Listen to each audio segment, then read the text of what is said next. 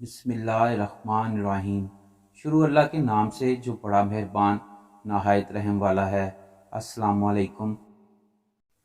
شب معراج سرکار دو عالم حضرت محمد صلی اللہ علیہ وآلہ وسلم جب فرشتوں کے جھرمٹ میں عالم ملکوت کی سیر فرماتے ہوئے جنت الفردوس میں تشریف لے گئے تو ایک جگہ سرکار دو عالم حضرت محمد صلی اللہ علیہ وآلہ وسلم نے ایک حور کو رنج و غم میں مبتلا دیکھا اور حضرت جبرائیل علیہ السلام سے فرمایا، یہ حور کیوں رو رہی ہے؟ آخر اس کو کون سا دکھ ستا رہا ہے؟ حضرت جبرائیل علیہ السلام نے دریافت کیا تو انہوں نے عرض کی کہ میں نے اس لیے اپنا یہ حال بنا رکھا ہے کہ سرکار دو عالم حضرت محمد صلی اللہ علیہ وآلہ وسلم کی رحمت بھری نگاہیں مجھ پر پڑیں اور پھر اپنا حال عرض کرنے کی سعادت حاصل کروں۔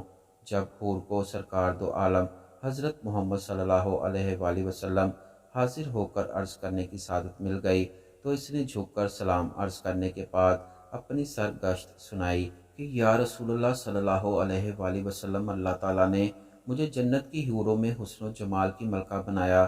اگر میں بے نقاب ہو جاؤں تو دیکھنے والوں کی آنکھیں خیرہ ہو جائیں اور جنت میں دوپہر کا اجالا ہو جائے۔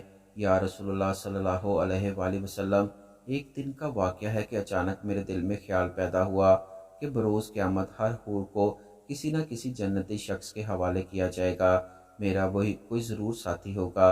بالآخر میں نے خالق کائنات کی بارگاہ میں عرض کی کہ تیرا بہت احسان ہے، تو نے مجھے حوروں کی ملکہ بنایا ہے۔ اب میری خواہش ہے پوری کر دے کہ جنت میں میرا ساتھی کون سی ہستی ہوگی۔ رحمتوں کا دریا جوش میں آیا اور میری التجا قبول ہوئی۔ حکم ہوا، سامنے جو آئینہ رکھا ہے اسے ایک نظر دیکھ لو، تیرے ساتھی کی جھلک نظر آ جائے گی۔ یا رسول اللہ صلی اللہ علیہ وآلہ وسلم، جب میں دیوانہ وار آئینے کی طرف بڑھی تاکہ اپنے ساتھی کی جھلک دیکھ سکوں، یوں ہی نگاہ اٹھائی دل پر ایک بجلی گری اور آرزوؤں کا سارا تصور جل گیا۔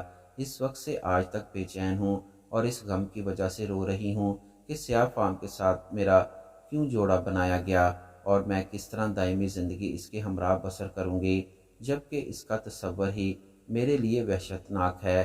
سرکار دو عالم حضرت محمد صلی اللہ علیہ وآلہ وسلم نے مسکراتے ہوئے دریافت کیا، اپنے ساتھی کا جو سراپا تو نے آئینے میں دیکھا ہے اس بارے میں کچھ بیان کر۔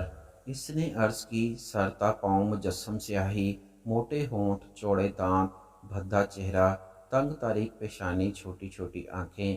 جیسے ہی حور نے اپنے رفیق جنت کے بارے میں حضرت محمد صلی اللہ علیہ وآلہ وسلم کو بتانا شروع کیا اور حلیہ کے بارے میں بیان سماعت فرمایا تو سرکار نے سر مبارک کو اٹھایا اور جلال سے دیکھتے ہوئے فرمایا، تو نے جو سراپا بیان کیا ہے وہ تو میرے پیارے بلال کا ہے۔ ایک عاشق رسول کا سراپا، ایک وفادار، ایک گوہر نایاب کو پا کر اپنی کم نصیبی کا شکوہ کر کے رو رہی ہے۔ کیا تجھے نہیں معلوم کہ بلال میرا عاشق ہے؟ میں نے اسے اپنی پلکوں کے سائے میں پناہ دی۔ میرا بلال ایسی شان والا ہے کہ بروز قیامت اس کے جسم کی سیاہی حورین جنت کے رخساروں پر تل بنا کر تقسیم کر دی جائے گی۔ وہ ایسا عشق ہے کہ اس پر عشق ہی کی وجہ سے ہر آسائش نے منہ پھیر لیا ہے۔ اپنا حسن جمال کا غرور نہ کر، ہو سکتا ہے تو 70,000 نقاب الٹ کے میرے بلال کے سامنے آئے اور میرا بلال تجھے ناپسند کر دے۔ آپ صلی اللہ علیہ وآلہ وسلم کا فرمان سن کر حور اضطراب شوق کی وجہ سے چیخ اٹھی اور عرض گزار ہوئی، آپ صلی اللہ علیہ وآلہ وسلم میری معذرت قبول فرمائیں، میرا غم الگ، شکوہ شکایت جاتے رہے، مجھے وہی بلال پسند ہیں۔ میری خوش نصیبی تھی کہ سرکار دو عالم صلی اللہ علیہ وآلہ وسلم کا عاشق میرے حصے میں آیا۔ آپ صلی اللہ علیہ وآلہ وسلم اس کی معذرت قبول فرماتے ہوئے دعائیں دیتے ہوئے آگے بڑھ گئے۔